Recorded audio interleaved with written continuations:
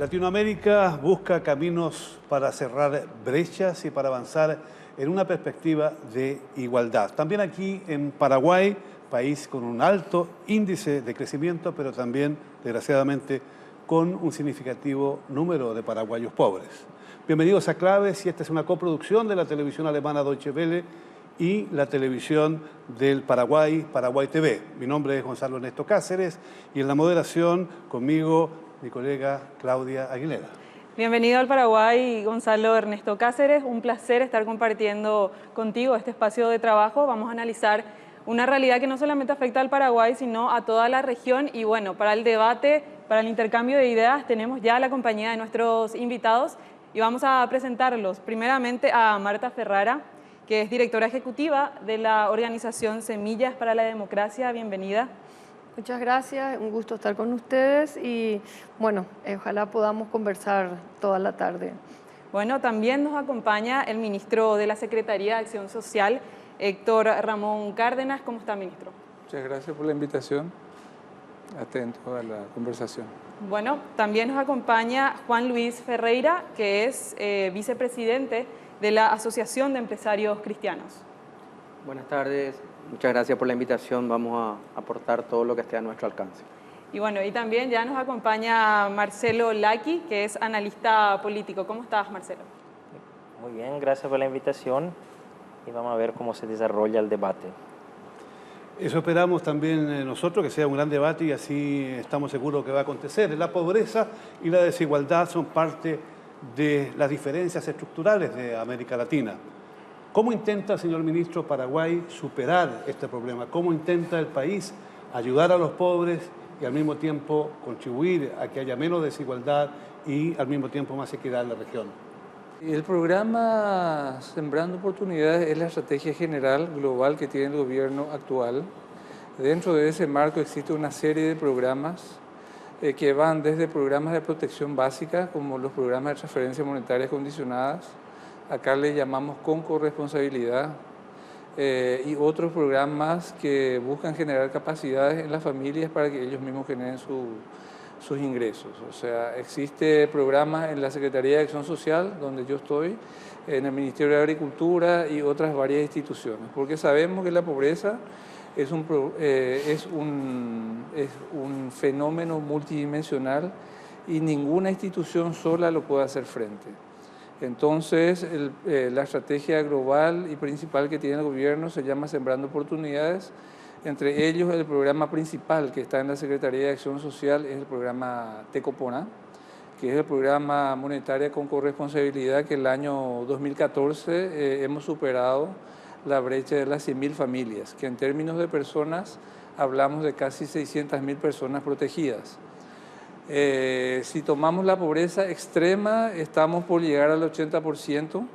Si tomamos la pobreza global, todavía nos resta mucho por avanzar, porque hablamos de 1.650.000 personas, según el último censo disponible, y ahora estamos cubriendo a casi 600.000 personas.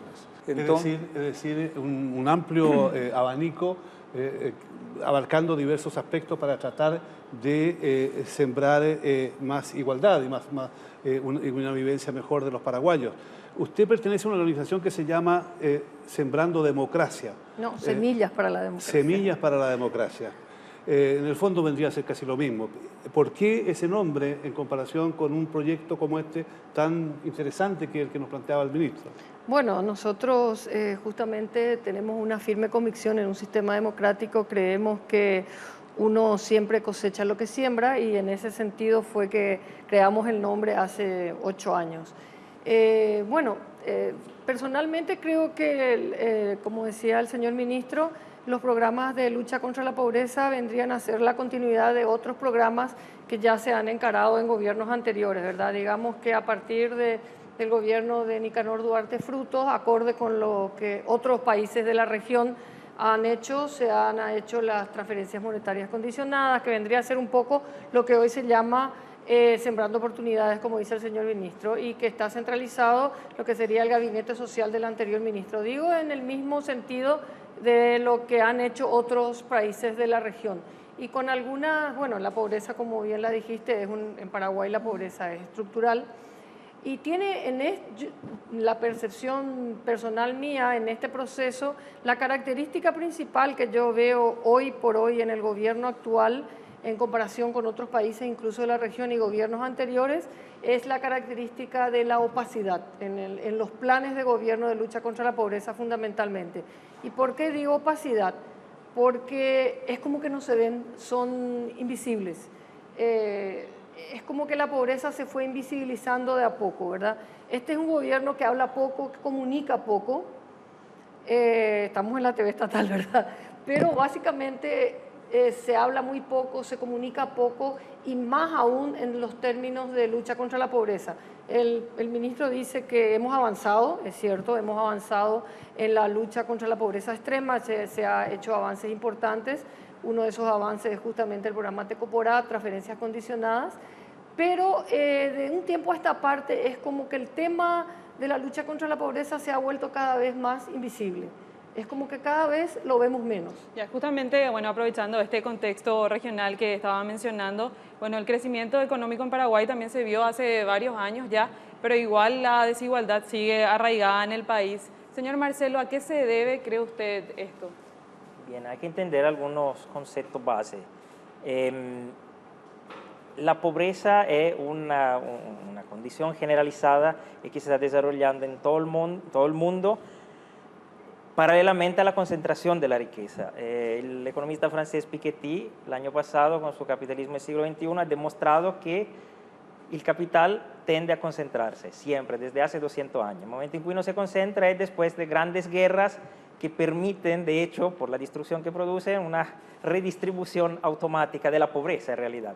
Después se empieza el ciclo de concentración. Entonces, este sistema económico donde estamos produce pobreza automáticamente porque tiende a concentrar la riqueza. Pues vamos a los casos específicos. ¿Cómo se ha luchado contra la pobreza a nivel de América Latina en estas últimas 2 décadas? Fundamentalmente en 2 maneras. Una ha sido concentrándose mucho sobre las transferencias a los pobres para transformar los pobres, para darle dinero para que se volvieran consumidores y de esta forma compraran cosas y permitieran que la producción interna del país creciera, o en todo modo el comercio se viene de afuera. Y eso produce trabajo. Entonces se reduce la pobreza entregando dinero, produciendo consumidores que compran cosas, desarrolla la economía, crece la economía, hay trabajo y la pobre se transforma en trabajador. ¿Sí? Ese ha sido el concepto que ha desarrollado Lula, que no es ni una posición tan socialdemócrata porque el FMI en realidad la diseña ya hace más de 20 años. Pero la reducción de la pobreza más grande se dan en América Latina a partir de estos aspectos. Pero hay otra tendencia, que es la tendencia chilena, al cual para mí este gobierno se está inspirando bastante, es sí intentar transformar ¿cómo se dice?, el pobre en consumidor, no entregándole dinero directamente, sino dándole oportunidad de empleo. Empleo de cualquier tipo, no importa que sea trabajo decente, no importa que tenga servicios sociales, pero que le permita tener dinero y así poder comprar cosas. Y no solo cosas como comida, vestidos, sino también salud, educación. De aquí el proceso pues, de privatizaciones. Hay otra alternativa más, que es la alternativa de la economía social de mercado, que fue desarrollada, entre otras cosas, por idealistas cristianos en Europa. Esto despertó muchas esperanzas, pero parece ser que con la caída del muro de Berlín esto desapareció. ¿Es una perspectiva perdida? ¿No tiene sentido más hablar de ella? Yo soy optimista.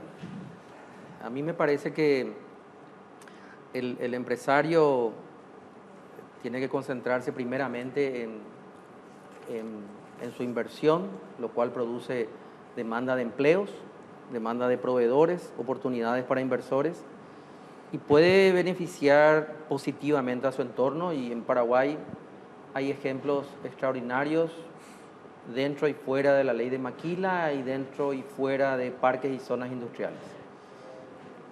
Dentro de esa característica de emprender, de soñar, de poner un producto en el mercado o un servicio, el empresario cristiano específicamente procura hacerlo con un trato digno que va más allá de lo que simplemente limita o enmarca la ley y procura llegar e impactar en su sociedad, donde entra muchos de esos ideales. Concretamente, la ADEC durante años impulsó la responsabilidad social empresarial y últimamente ha venido apoyando a lo que se llama Empresas sin Pobreza, que consiste en conocerle mejor al colaborador, entender cuál es su problemática y ver cómo ayudarle. Porque además de capacitarle y hacerle mejor, a lo mejor no le puedo ayudar a ganar más, pero puedo ayudarle a gastar mejor.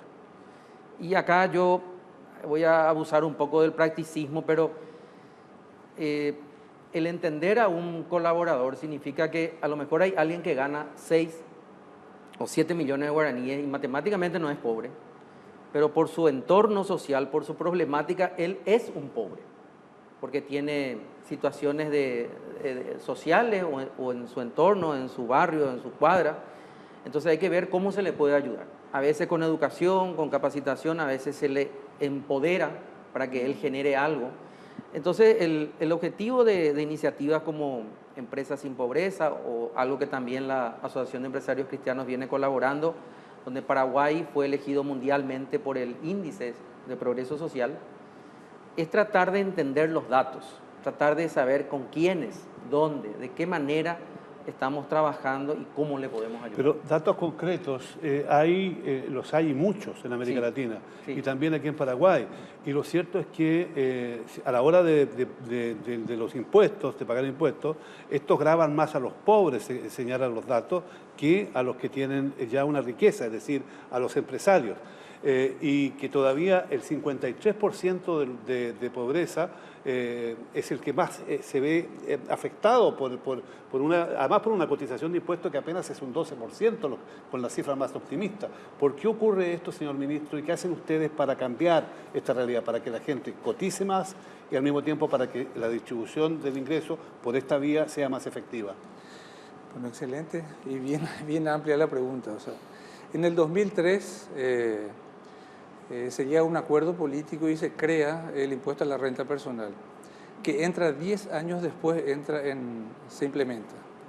Y dependía de un poder legislativo y no se podía implementar recurrentemente, era aplazada esa ley. Entonces, el impuesto vigente, el que tiene mayor peso hasta ahora, son impuestos indirectos. Y los impuestos indirectos son los que afectan más a todas las personas. Y los pobres, como consumen lo poco que tienen, por más de que muchas veces no piden factura, pero en forma indirecta son los que pagan impuestos. Del 2013 a esta parte es el tercer año consecutivo que se implementa el impuesto a la renta personal. Somos el último país en la región en entrar en esa corriente, ¿verdad? De impuestos más progresivos. La presión tributaria es una de las más bajas de la región. Si hacemos un análisis per cápita de gasto social, también estamos muy por debajo de la media de América Latina. Si nos comparamos con algunos países como Argentina, Uruguay, que son países que gastan más, o sea, podemos hablar de 10 o más veces que nosotros.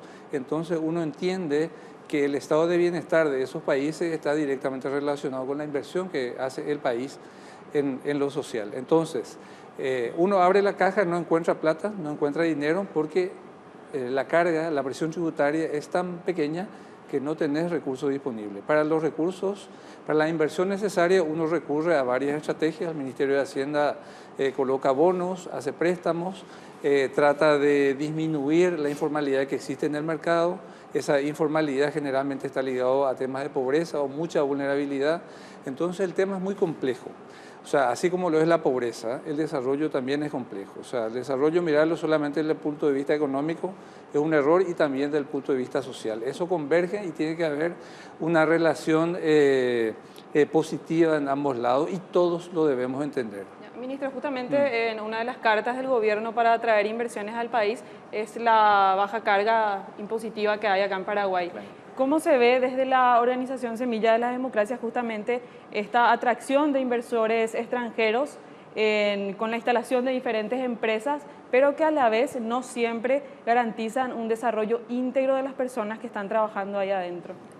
Bueno, la baja carga tributaria que tiene Paraguay tiene una explicación bastante sencilla. Acá los sectores, como decía el señor ministro, que cargan con la mayor parte de los impuestos son tanto los empresarios como la población que paga estos impuestos. El sector productivo que genera más recursos para el país no paga impuestos, que son los sectores productivos, que son los ojeros y los ganaderos. Entonces, ¿qué pasa? Al no tributar ellos, realmente ahí es donde se genera realmente la inequidad en el reparto del pago de impuestos. Y nosotros somos un Estado casi fallido, como el mismo ministro decía, donde realmente con una recaudación tan baja es imposible invertir en proyectos sociales. Entonces, ¿qué pasa? Los sectores más pobres, que son los que más impuestos pagan, no tienen la protección del Estado, no tienen acceso a la salud, no tienen acceso a la educación. Pero los beneficios, incluso cuando hablamos eventualmente dentro de este estado de opacidad que yo llamo de grandes proyectos y grandes inversiones, se habla de enripiado en zonas rurales, por ejemplo, en el Chaco, pero ¿a quién va a beneficiar ese proyecto? Son obras importantes, va a haber mucho movimiento comercial, sí, se va a mover la ruta de la soja, por ejemplo. ¿Y a quién beneficia la ruta de la soja? A los brasileros, a los brasiguayos y a los paraguayos que producen soja o a los ganaderos de la zona. Pero eso no reditúa en un beneficio para la población carenciada. Entonces es donde yo llamo que se hace invisible la lucha contra la pobreza. O sea, y la inversión extranjera, yo creo que toda inversión es positiva para el país, pero al tener impuestos tan bajos, yo creo que eso puede ser incluso muy poco beneficioso para el país, porque ¿qué es lo que nos van a dejar? Yo creo que hay que hacer un esfuerzo en apoyar a los empresarios paraguayos con mejores créditos, con una equidad a la hora de pagar impuestos. El IRAGRO es bajísimo, cualquier productor rural no paga nada comparado con los impuestos que paga un empresario de mediano y bajo porte. Entonces yo creo que lo que hay que tratar de apostar es una base tributaria más justa para que realmente el Paraguay pueda construir un estado medianamente de bienestar y nos podamos ir equiparando con otros países de la región. La CEPAL señala que sí, que los esfuerzos por disminuir la pobreza son extraordinariamente importantes, que hay que seguirlo desarrollando, pero que el problema central pasa por disminuir la desigualdad. Que ahí está la clave del asunto, porque el caso de Paraguay, incluso dicen, demostraría que si bien es cierto, se disminuyó la pobreza, la desigualdad ha aumentado. En este círculo de análisis de teorías económicas y sociales, Marcelo, sí. ¿Es posible esto que plantea la CEPAL disminuir, o cómo se puede llegar? Porque aparentemente, si uno mira las cifras de ahora y lo que es la historia del último tiempo, parece una tarea imposible. Sí, no, es que la práctica está demostrando que es difícil distribuir, es más fácil la concentración, y la globalización impulsa la concentración. ¿Por qué? Porque es el capital, el dinero es libre de irse donde quiere, se va donde paga menos impuestos. Por eso promocionan Paraguay como el lugar con bajo impuesto, venga aquí el capital, porque el capital se mueve también por otras condiciones, ¿no? Es una de las condiciones, pero importante. Ahora, el problema está que Paraguay tiene un nivel realmente excesivamente bajo, que es fuera de cualquier lógica, porque el 12-13% no lo vas a encontrar en ningún lado. Y eso produce toda una serie de distorsiones mucho más grandes, porque aquí falta el servicio básico mínimo. Ahora, salud y educación, todo entiende, pero falta mucha otra cosa. Por ejemplo, no tenés de hecho servicio para las madres, asilos de infantes, ¿cómo se llama? Nidos, donde una mamá, para poder volver a trabajar, pueda dejar a su hijo por 7-8 horas. Este es un concepto inexistente en Paraguay. Hay estadística que demuestra que las mujeres de clase medio-baja, joven, cuando tienen un hijo, o tienen una abuela que les cuida, claro, o dejan de trabajar. ¿Algún apoyo? Imposible, sino, porque el Estado no te da este servicio, porque no hay condiciones para este servicio. Te faltan miles de servicios, porque, repito, el sistema impositivo, como hemos ya dicho, es muy bajo por voluntad política. El tema del impuesto a la renta lo usan mucho como fantasía, pero en realidad el impuesto a la renta en Paraguay no es progresivo, es fijo al 8 o 10%, y tenía una función en realidad cuando fue diseñado para evitar la evasión de la factura, la evasión del IVA, porque con la presentación, para evitar de pagar el impuesto a la renta, tiene que demostrar que compraste muchas cosas. Entonces se obligaba a toda la filera a pretender su factura de IVA. Esa era la lógica. Nunca se pretendió mucho dinero de esta impuesta a la renta. Una impuesta a la renta que fuera progresiva, como en todo el mundo, con niveles altos por las altas rentas, entonces sí produciría un ingreso. Pero es una política del gobierno, diga lo que diga. En realidad, Carter lo ha dicho varias veces. Él cree que lo que se tiene que hacer es, con el dinero que se recauda, hacer la cosa en forma más eficiente, que está bien, no está mal, pero igual insuficiente. Es decir, en la teoría económica es que menos del 18-20% del Estado no existe. Y no existiendo el Estado, no hay servicio, y el pobre es pobre no solo porque no tiene ingreso, porque todo tiene que pagarlo. Cualquier cosa necesita y tiene que pagarla y no tiene ingreso. Si tú tuvieras toda una serie de condiciones seguras, como una salud garantizada con medicamentos gratuitos, una educación gratuita en serio, porque en Paraguay en teoría es gratuita, en realidad no. Y claro que tus gastos se limitan. Entonces con poco ya podría estar, no digo bien, pero decentemente. En cambio, aquí todo hay que comprarlo. Por eso la política de transformar todo en consumidores aquí poder desarrollarse, y esa es la línea que se ha dado este gobierno justamente para evitar de poner más impuestos. Quería referirme a lo que decía Marcelo, el tema es básicamente si el pobre no tiene acceso a servicios, agua, salud, educación, y para tener acceso a servicios tiene que haber plata. Y a nivel de sociedad, si existe una cultura de, no quiero decir hasta casi de evadir impuestos, porque no existe una cultura de mayor diálogo, de plantear temas, o sea, el problema es complejo, es difícil, atendiendo directamente a la palabra que utilizaba. Entonces, pero no obstante, a mí me gustaría que se hagan unos análisis muy simples, o sea, cada vez hay más, o sea, si uno ve el gasto social, hay un análisis por sector, o sea, hay más gasto social o inversión social. Ahora, sí es insuficiente y es muy insuficiente en función a las necesidades que se tiene acá. Pero hay una cosa real, el tema de si no tenés, no podés, o si para gastar necesitas endeudarte, y eso también tiene un límite, ¿verdad?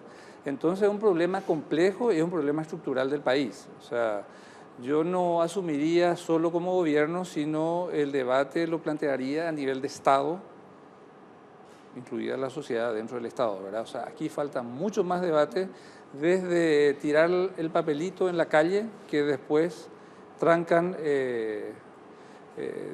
desaguaderos, se inunda la ciudad, hasta la cultura misma del impuesto. Te pregunta, va a llevar factura, pero eso no debe ser así. O sea, hay cosas estructurales, hasta culturales, a nivel de sociedad que tenemos que plantearnos, ¿verdad? Todos los sectores. Sí. Ministro, bueno, el escenario de la pobreza tanto en Paraguay plantea, como decía, bueno, personas muy pobres, con falta de oportunidades también de educación precisamente. Lo mismo, y bueno, y personas también con grandes fortunas. Lo mismo se replica en América Latina, y bueno, estas grandes fortunas podrían sacar de la pobreza a cerca de 25 millones de latinoamericanos. Bueno, ¿qué opinan con respecto a eso justamente los empresarios? Voy a hablar primero en lo personal y después voy a hacer algunas acotaciones que creo que más o menos todos estamos de acuerdo de estos temas que se mencionaron recientemente. A mí, en lo personal, simpatizo mucho con algo que existe en Costa Rica, que es el impuesto a la ostentación. O sea, si yo tengo una casa de $500.000, creo que más o menos el 7% es un impuesto directo. Si la casa no está a mi nombre, finalmente hay que descubrir a nombre de quién está la casa y se le carga el impuesto. O sea, no hace falta para que uno viva normalmente, en el concepto de ellos, una casa de $500.000. No me acuerdo el límite, pero creo que arranca ya por los $250.000 o $300.000. Es decir, si yo puedo andar bien con un auto de $30.000, pero quiero tener un auto de $150.000, entonces corresponde que yo pague un poco más. Eso también se ha estudiado acá. Hay una característica de Paraguay que es muy valiosa delante de algunos de los problemas que ustedes mencionan. Nosotros seguimos siendo relativamente pocos y relativamente simples. O sea, no hay grandes problemas climatológicos, no hay zonas que no pueden verse con otras. Entonces, algunos de los problemas que en otros lugares son complicados acá no son tan simples. Y tenemos muy buenas experiencias para analizar en la región. Chile creo que le llama a eso que yo cito de Costa Rica impuesto al lujo. O sea, trabajar en el extremo, no es, además de la discusión impositiva afecta a todo porque hay que navegar entre dos amores. O fomento la inversión diciendo que cobro poco, o le asusto al inversionista y veo cómo me arreglo con el que está, aumentando y tratando de tener más dinero para gasto social. Eso el gobierno tiene una extraordinaria cantidad de técnicos capacitados que seguramente lo han analizado, lo seguirán analizando. Por eso que el tema impositivo afecta a todo, pero cuando plantea el ministro la invitación de un diálogo, hay que entender que el impuesto es parte de un rompecabezas que no se puede tocar sin tocar lo otro. Acá hay que animarse a hablar de los fondos de pensiones, del código laboral, de la salud pública, porque IPS puede colapsar porque la seguridad o la salud pública no funciona bien. Entonces yo le aseguro a un sobrino, pago su aporte sin ningún problema, porque me sale aún mejor que ir al centro de salud. Eso es una problemática que forma parte de nuestra característica. ¿Podemos decir entonces que Paraguay, señor ministro, Marta, tiene un desafío gigantesco todavía por delante? Sí. O sea, no se trata solo de superar la pobreza, que de por sí ya es un problema enorme de resolver, sino que también de cambiar completamente a la nación, cambiar la infraestructura, de crear un nuevo tipo de políticas que lleven a un cambio estructural para diversificar la economía, por ejemplo, o para desarrollar el sector industrial, etcétera. Y todo esto, yo lo decía antes, en una situación en la cual actualmente las perspectivas económicas mundiales no son las mejores. ¿Cómo se ve desde los sectores pobres con los cuales ustedes trabajan en esta situación? Bueno, vuelvo a insistir en el tema de la opacidad. Cuando el señor ministro decía hay temas de los cuales no se hablan, ciertos temas que no se tocan, justamente son los temas que se invisibilizan, los que hace falta confrontar y discutir y generar algún tipo de conflicto que haga que esos temas se instalen como una necesidad en la sociedad. Si nadie habla desde justamente el gobierno, que es el que tiene la responsabilidad política finalmente de llevar adelante los desafíos, los programas de gobierno, si nadie instala el tema de que existe una base tributaria del 12%, que regionalmente somos un país, como dice Marcelo, casi un estado fallido, donde no se habla de que se necesita invertir más para que la gente tenga salud, tenga educación, donde no se confronta con los ganaderos y los ojeros la necesidad de que en este país la gente, como dice Marcelo, tenga plata, pero no para ir a pagar una aspirina o para mandarle a su hijo al colegio. O sea, en los sectores realmente pobres, y hay cada vez más expulsión del campo a la ciudad, ¿verdad? Con lo que yo hablaba del tema de la expansión de la soja y la ganadería, ¿qué hace? Que los sectores que tienen una propiedad por donde ahora va a pasar una ruta se valorice más. ¿Qué hacen? Se le compra el terreno y ¿qué hace la persona? Viene a vivir a Asunción y ¿qué hace acá? Se muere de hambre. No tiene dinero para ir al centro de salud, no tiene dinero para mandar a su hijo a una escuela. Entonces, yo creo que realmente hay que hablar de los temas. O sea, la nuestra es una sociedad que sí, es cierto, una sociedad tremendamente conservadora que no quiere enfrentar ciertos conflictos que existen. Tiene miedo al conflicto. El conflicto es bueno. Hay que confrontar, hay que discutir, hay que hablar. Y yo creo que esa es una forma de hacer política. Todo acto por acción o por omisión es un acto político. Por eso es necesario que en el discurso del actual gobierno se instale el discurso de que existe realmente la pobreza y existe la riqueza también. O sea, nosotros no solamente queremos ser ricos, nosotros necesitamos sacar a la gente de la pobreza para que todos seamos ricos. No es que queremos de que los ricos sean pobres, mentira. Lo que la gente quiere es tener mejores condiciones de vida. Bueno, el ministro hablaba recién de una cultura de evasión impositiva y por otra parte también Juan Luis hablaba de una posibilidad de establecer un impuesto al lujo. Y bueno, y Marta hablaba también de que la sociedad necesita un conflicto para exigir de repente, bueno, en América Latina, bueno... conflicto en el sentido positivo, o sea, el conflicto es instalar un tema y discutirlo. Bueno, y el tema de la corrupción, por ejemplo, que está instalado en América Latina y también en Paraguay. Desde el gobierno, ¿qué se hace, qué prioridad se le da a luchar contra la corrupción? ¿En qué políticas existen? Bueno, porque si es que se elimina la corrupción, también van a ser efectivos todos los planes para erradicar la pobreza y las recaudaciones serían más efectivas. Mira, yo te hablo específicamente, bueno, existe una Secretaría Nacional Anticorrupción que ahora se va a llamar de Transparencia, están elaborando un plan. Por decreto tenemos en cada institución un área que se dedica a eso. Puedo hablar específicamente de la Secretaría de Acción Social, hay un un programa que emblemáticamente se lo asociaba por temas de corrupción, que era el programa de asistencia a pescadores. Solamente el año pasado se redujo 9.000 personas que estaban en una lista en forma indebida, y dentro de eso había hasta intendentes, concejales, empleados públicos, empresarios, ganaderos, directores de colegios, profesores, o personas que no tenían nada que ver con lo que la ley establecía. Eso prácticamente $2 millones de ahorro en un programa pequeño. Otro programa emblemático, y es cierto lo que decía la señora Marta, este programa nació en el 2005, Tecoporá. Yo fui el que diseñé el programa y fui el primer coordinador nacional. Felizmente estamos mejorando, incorporando componentes nuevos que en otros países se están viendo bien y acá no. O sea, el tema del ISO, que es de los 23 programas de transferencia condicionada de América Latina, es el único que tiene. Y bueno, acá pasó desapercibido. A lo mejor estoy de acuerdo por el tema de no sabemos vender nuevas formas de gestión mejorada, el tema de pagar por la billetera electrónica. Indígenas en Alto Paraguay están cobrando por teléfono. Colombia nos invitó dentro de ese programa tan sensible, donde una persona que tiene dinero, si golpea no solamente al programa o a la institución, ahorramos $1 millón de depuración de lista de gente que indebidamente está en ese programa, o personas que ya no están y seguían cobrando porque tenían otra tarjeta de débito, etcétera, ¿verdad? Yo sé que, bueno, cada institución tuvo sus avances, pero no tengo los datos para avanzar. Sí hay mucho esfuerzo, es una línea muy clara y un mandato del presidente. Se hicieron públicos, me acuerdo también en un programa de televisión me preguntaban si ya había publicado la lista de salarios, etcétera.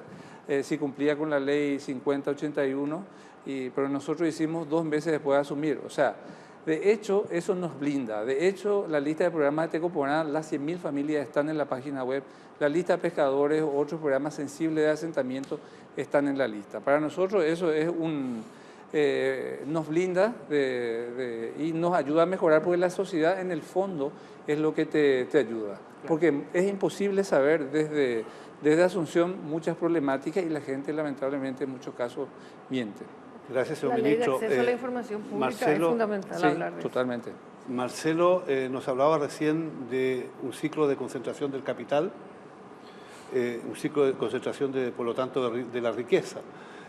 Según la CEPAL, el año 2008, la quinta parte de las personas más ricas del Paraguay accedían al 49,3% de los ingresos.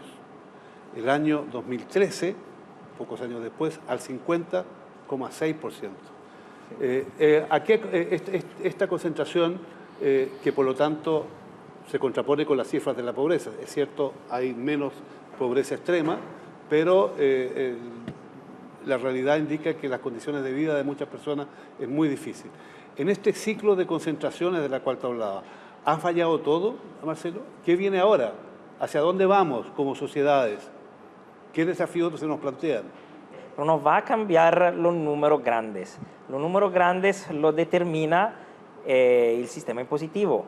Hasta que no se impone en Paraguay un sistema de impuesto a la renta progresivo, donde quien gana poco paga muy poco, quien gana mucho paga muchísimo, es imposible redistribuir, porque no funciona la idea, y lo han demostrado varios estudios, del derrame.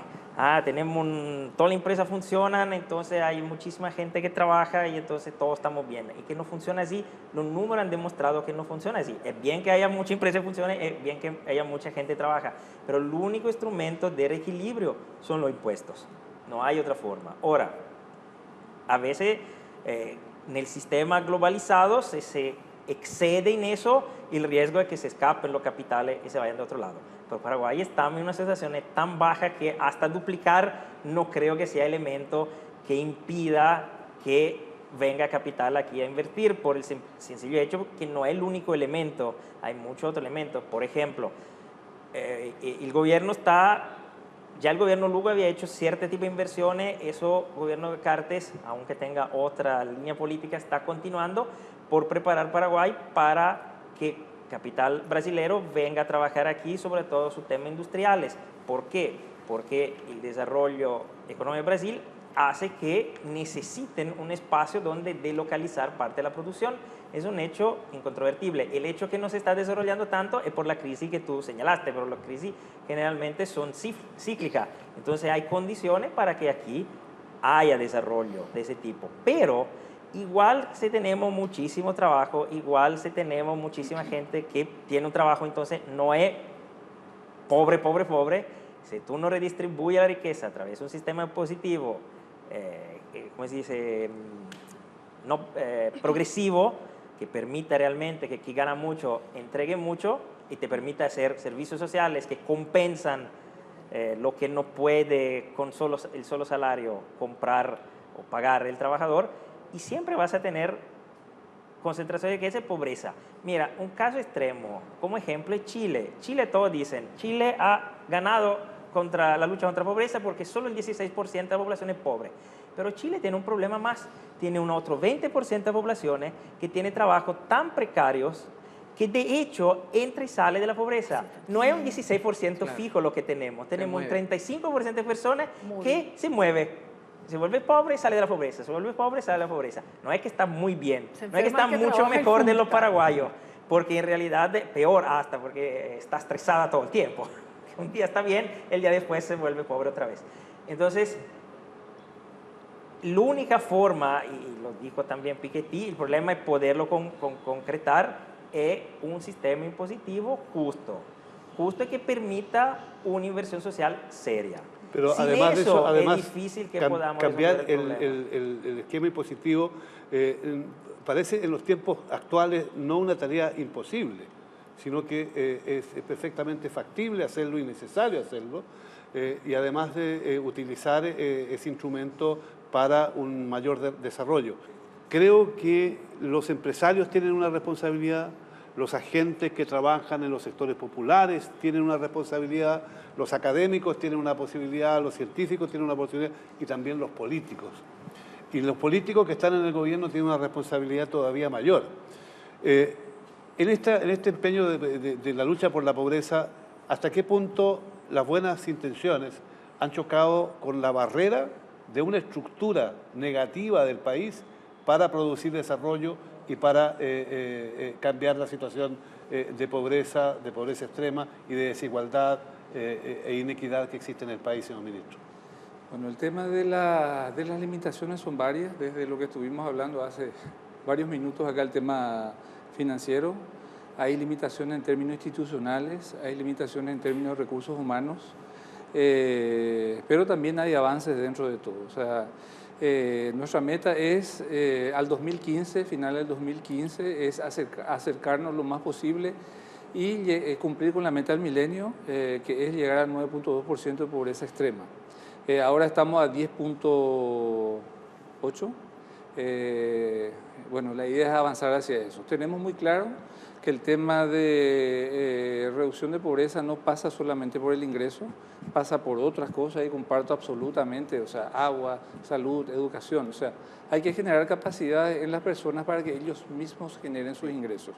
Pero lo concreto es lo que sucede a nivel mundial también. Es necesario programas de protección, de promoción y de inclusión económica. Y no sucede ese salto que trabaje nomás el pobre, porque no tiene capacidades o sus capacidades son tan limitadas.